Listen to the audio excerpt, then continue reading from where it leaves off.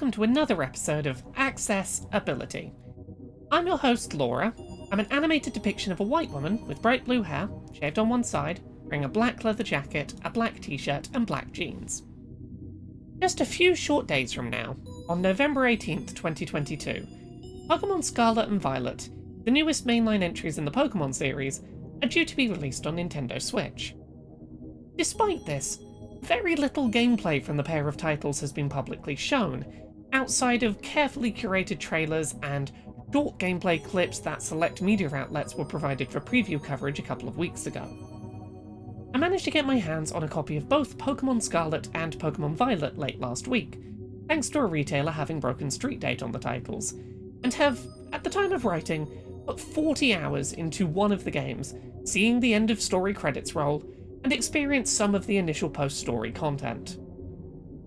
So today, on Accessibility, we're going to be talking about Pokémon Scarlet and Violet.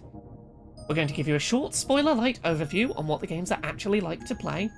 We're going to discuss which accessibility features exist in these titles, as well as discussing areas where the game may be less accessible for some disabled players compared to past series entries. If you'd like a more in-depth review of Pokémon Scarlet and Violet, outside of the short overview given in this video, check out the video description for a link to my full review of both titles.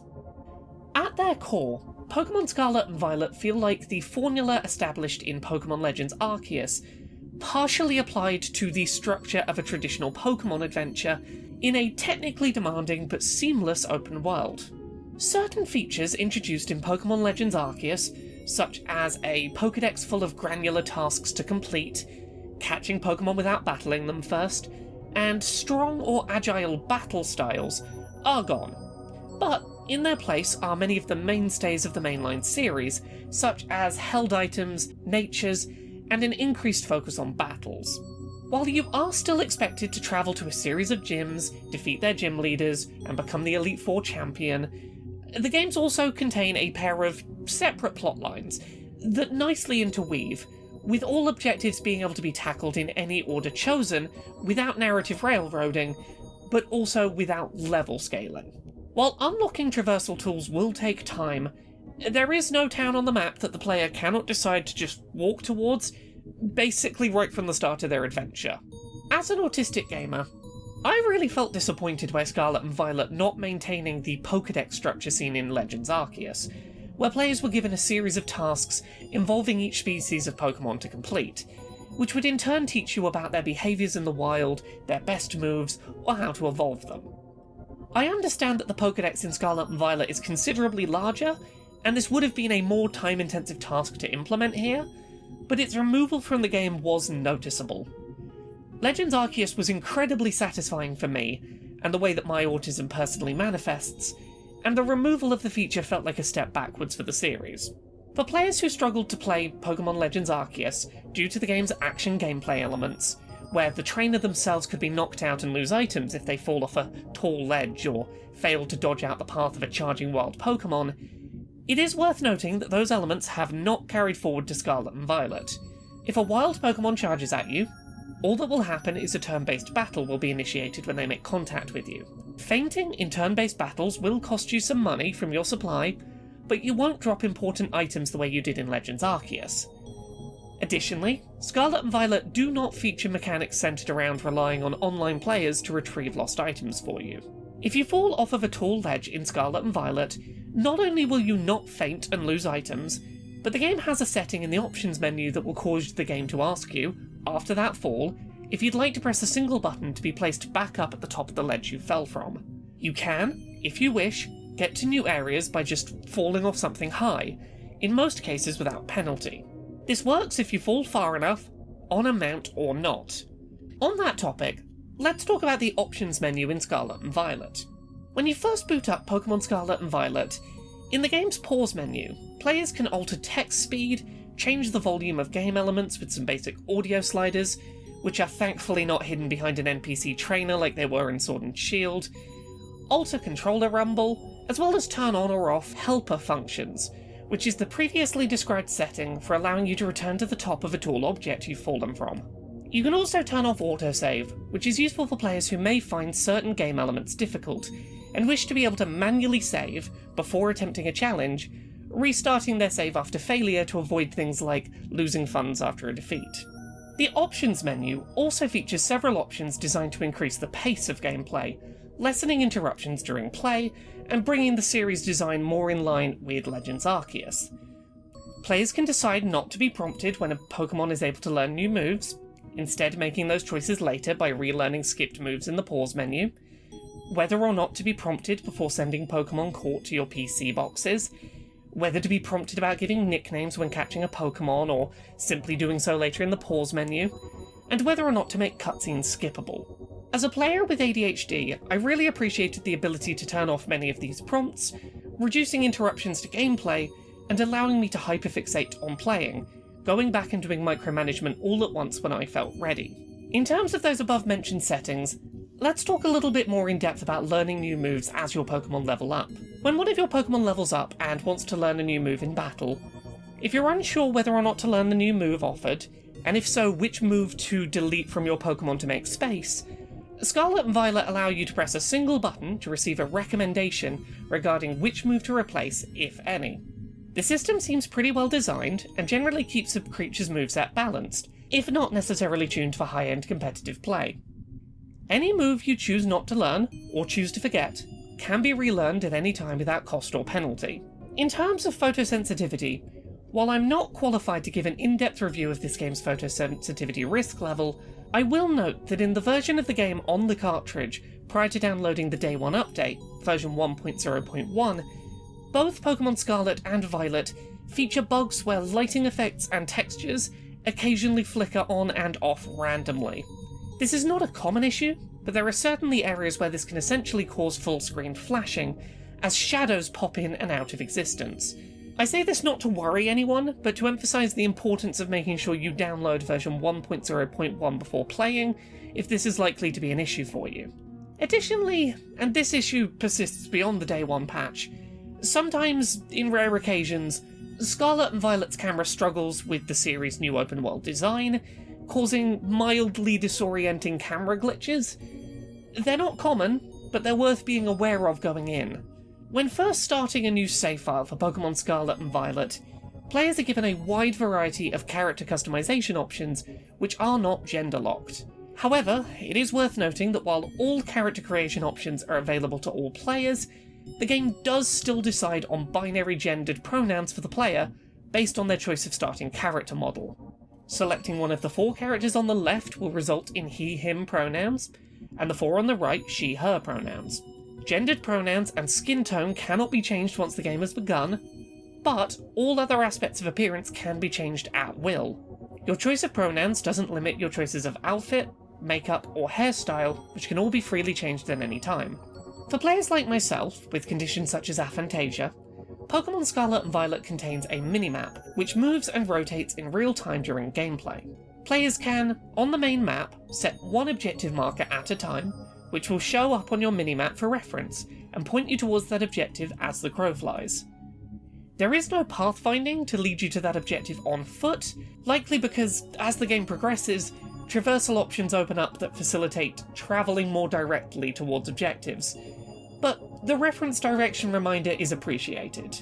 Additionally, by opening the main map, then closing it, the minimap will show nearby species of Pokémon which may spawn in the area. This spawn data does not automatically update, and requires the player to manually refresh it. I would, however, have really appreciated some kind of feature that would allow me to see where I had and had not previously visited on the game map since the start of my adventure. The ability, for example, to toggle on and off a line charting my adventure would have helped me to better recognise which areas I'd missed while exploring, as someone with very poor spatial awareness and visual memory.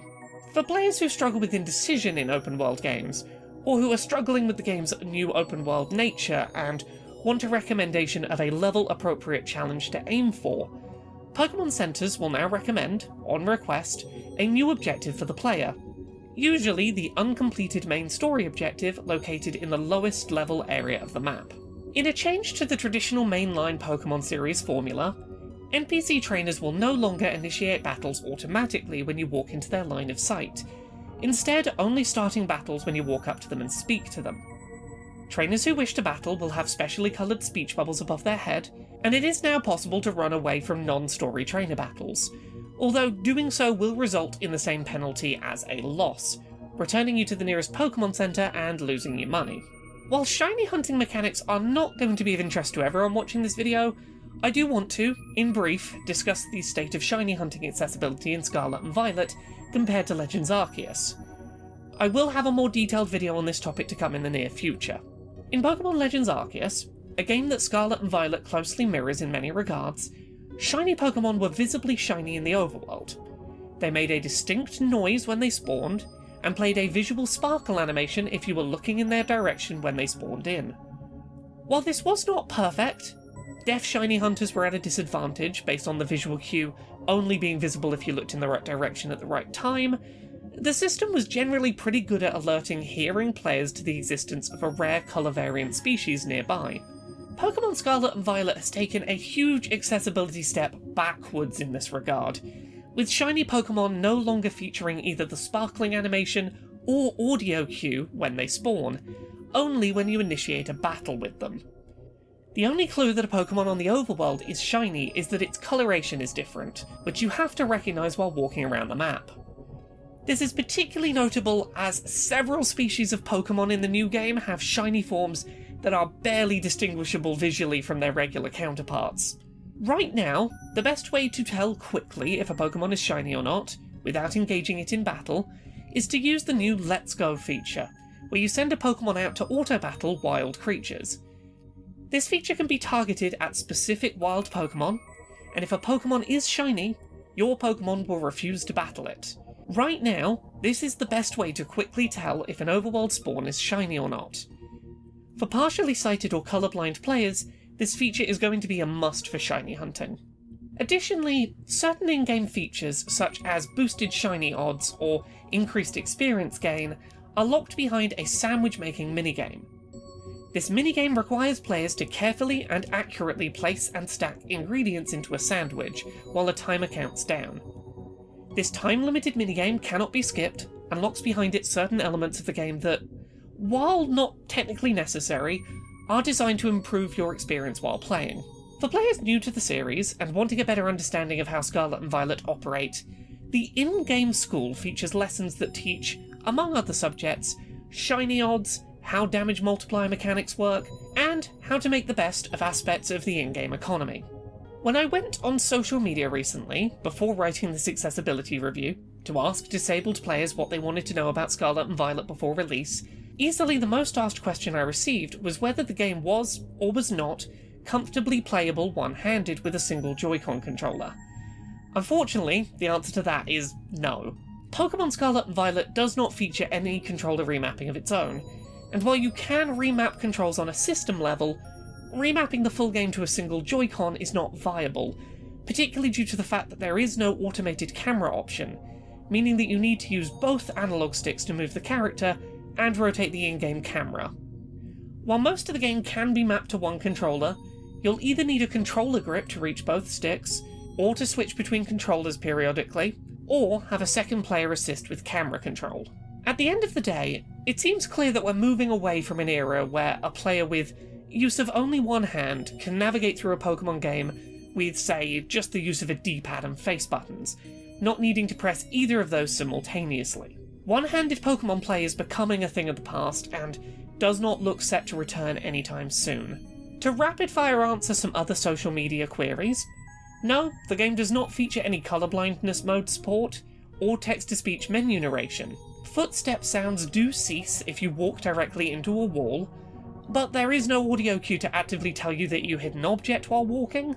There are distinct footstep sounds for walking on a path versus grass, but much of the game is designed to take place off of those paths. For players who struggle to keep track of plot objectives, the main map always contains a list of all your current objectives, where they can be found, and a plot summary, as well as a reminder of what can be found at that location.